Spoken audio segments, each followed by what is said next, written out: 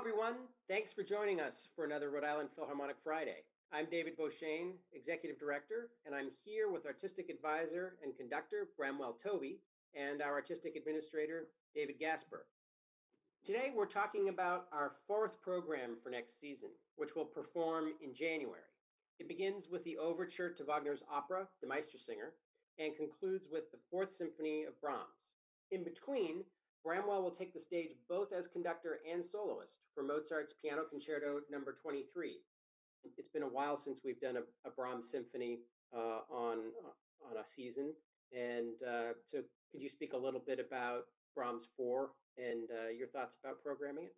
It has some very interesting stylistic components. The last movement is a Passacaglia. It's a set of theme and variations, essentially. And the theme is repeated each time in very interesting and different ways. And a number of years ago, and I studied that Passacaglia movement, the last movement. And every time I came across a new bit of interest in it, it just made it, I smiled, and also I would get emotional about this. Like, how did he do that? You know, he does a lot of his work by subterfuge and sometimes leaving out things that you fill in on your own.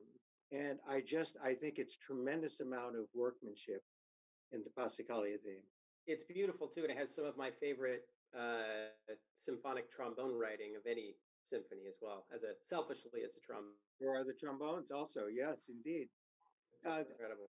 Also of note is the theme for the first movement, which is a theme of descending thirds, but Brahms does it in such a way that instead of descending each time a third, he descends and then he goes up.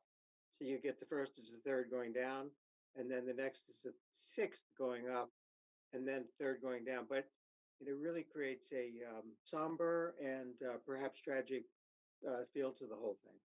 Whether you're an expert or whether you are coming to it as a neophyte, it doesn't matter, because I think what Brahms wants to do is to convey the emotional and inner thoughts that preoccupied him when he wrote this symphony, because this symphony is all about the communication of ideas. And in this particular piece, these ideas are very much rooted, I feel, in emotions that we all experience as human beings. We don't always have to be excited and to run up and down and gallivant about. We do that at the end of the Mozart concerto. But we can, in Brahms, we can have a much more mature and comfortable look back on life. Mozart was an exuberant young man when he wrote the 23rd Piano Concerto. Brahms was a seasoned veteran who'd been there and done it all and was saying farewell to the symphonic form of this symphony.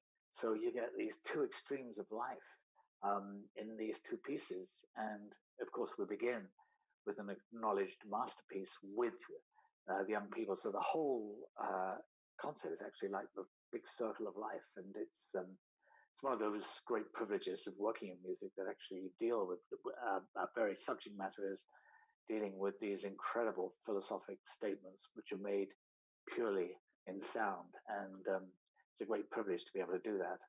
And I must say right now, I'm missing doing it. For me, I think one benefit, if there can be one, of this time we're all going through right now is I typically wouldn't get to have these kinds of conversations with the two of you about each and every program that we had the pleasure of putting together.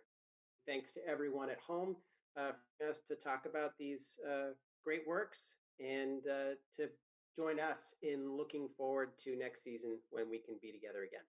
Thank you.